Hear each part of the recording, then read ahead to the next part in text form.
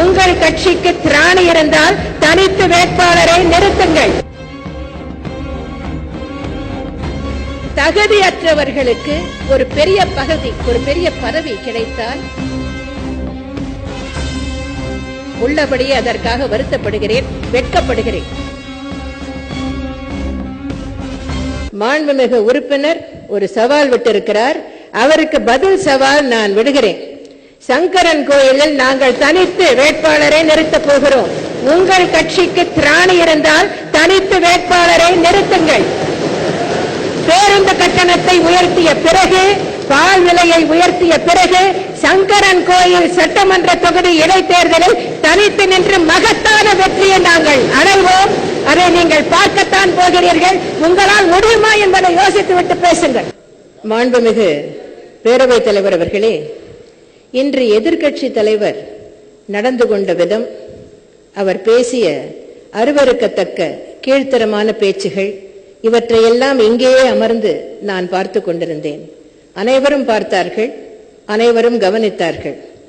இன்று எதிர்க்கட்சி தலைவர் நடந்து கொண்ட விதத்திற்கும் அவருடைய கட்சியை சார்ந்த சட்டமன்ற உறுப்பினர்கள் நடந்து கொண்ட விதத்திற்கும் தண்டனை அளிக்க வேண்டும் என்றால் அவர்களை இந்த கூட்டத்தொடர் முழுவதும் சஸ்பெண்ட் செய்திருக்க வேண்டும். ஆனால் அதை தவிர்த்து மாண்புமிகு பேரவைத் தலைவர் அவர்கள் மிகவும் குறைந்தபட்ச நடவடிக்கையாக இந்த பிரச்சனையை உரிமை மீறல் குழுவுக்கு அனுப்புவதாக அறிவித்திருக்கிறார்கள்.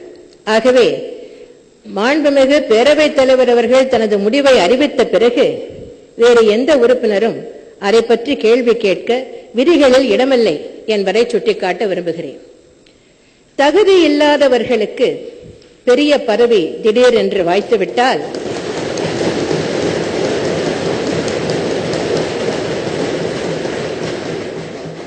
அவர்கள் எப்படி நடந்து கொள்வார்கள் என்பதற்கு எடுத்துக்காட்டாக இன்று எதிர்க்கட்சி தலைவரின் நடவடிக்கைகள் அமைந்திருந்தன. இந்த நேரத்தில் ஒன்றை சொல்லுகிறேன். மக்கள் ஒரு ஆட்சி மாற்றத்தை விரும்பினார்கள்.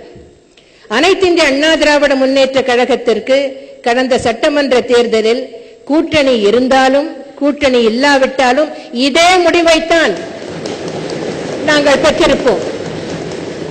அனைத்திந்திய அண்ணா திராவிட முன்னேற்ற கழகத்தை ஆட்சியில் அமர்த்துவது என்று தமிழக மக்கள் முடிவெடுத்து விட்டார்கள்.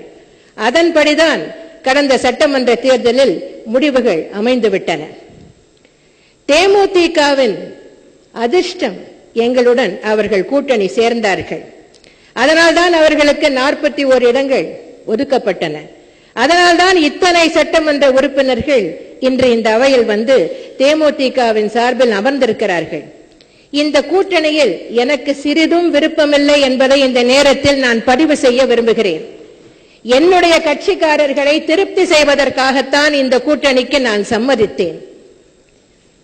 இந்த கூட்டணி அமையாவிட்டாலும் அனைத்திந்திய அண்ணா திராவிட முன்னேற்ற கழகத்திற்கு எந்த பாதிப்பும் ஏற்பட்டிருக்காது. அனைத்திந்திய அண்ணா திராவிட முன்னேற்ற கழகத்தோடு தேமுதிக சேராவிட்டாலும் கூட்டணியில் இணையாவிட்டாலும் என்ன முடிவை பெற்றோமோ, என்ன முடிவுகளை சாதித்து காட்டினோமோ அதைவிட அதிகமாக கூடுதல் இடங்கள் கிடைத்திருக்கும். தேமுதிகவுக்கு விட்டுக் கொடுத்த தொகுதிகளிலும் அனைத்திந்திய அண்ணா திராவிட முன்னேற்ற கழகம் தான் வெற்றி பெற்றிருக்கும். நிதர்சனமான உண்மையை இந்த நேரத்தில் அவர்களுக்கும் புரிய வைக்கிறேன், அனைவருக்கும் புரிய வைக்கிறேன். அனைத்திந்திய அண்ணா திராவிட முன்னேற்ற கழகத்துடன் கூட்டணி சேர்ந்ததால் தான் தேமுதிகவுக்கு இத்தனை சட்டமன்ற உறுப்பினர்கள் கிடைத்தார்கள். அதனால்தான் அவர்களுக்கு எதிர்க்கட்சி தலைவர் அந்தஸ்தும் கிடைத்தது, பிரதான எதிர்க்கட்சி என்ற தகுதியும் அந்தஸ்தும் கிடைத்தது. அனைத்திந்திய அண்ணா திராவிட முன்னேற்ற கழகத்தோடு கூட்டணி சேராவிட்டால் தேமுதிகவுக்கு கடந்த தேர்தல் ஒரு இடம் கூட கிடைத்திருக்காது என்பதுதான் உண்மை. தகுதியற்றவர்களுக்கு ஒரு பெரிய பதவி கிடைத்தால் அதை அதில் எப்படி நடந்து கொள்ள வேண்டும் என்பது கூட புரியாமல் மிகவும் அருவருக்கத்தக்க வகையில் நடந்து கொண்டிருப்பதை பார்க்கும்போது, இவர்களுடன் கூட்டணி சேர்ந்து அனைத்திந்திய அண்ணா திராவிட முன்னேற்ற கழகம் தேர்தலை சந்தித்ததே என்று நினைக்கும் போது நான் வருத்தப்படுகிறேன். உள்ளபடியே அதற்காக வருத்தப்படுகிறேன், வெட்கப்படுகிறேன். இன்று எதிர்க்கட்சி தலைவர் நடந்து கொண்ட விதத்தை பார்க்கும்போது, அவருடைய சட்டமன்ற உறுப்பினர்கள் இன்று நடந்து கொண்ட விதத்தை பார்க்கும்போது ஒன்றுதான் சொல்ல தோன்றுகிறது. அவர்களுக்கு வரவேண்டிய ஏற்றம், வரக்கூடிய ஏற்றம் எங்களால் அவர்களுக்கு வந்து முடிந்து விட்டது. இனிமேல் அவர்களுக்கு இறங்கு முகம்தான் அதை சரித்திரம் சொல்லும் என்பதை சுட்டிக்காட்டி நான் அமைய விரும்புகிறேன்.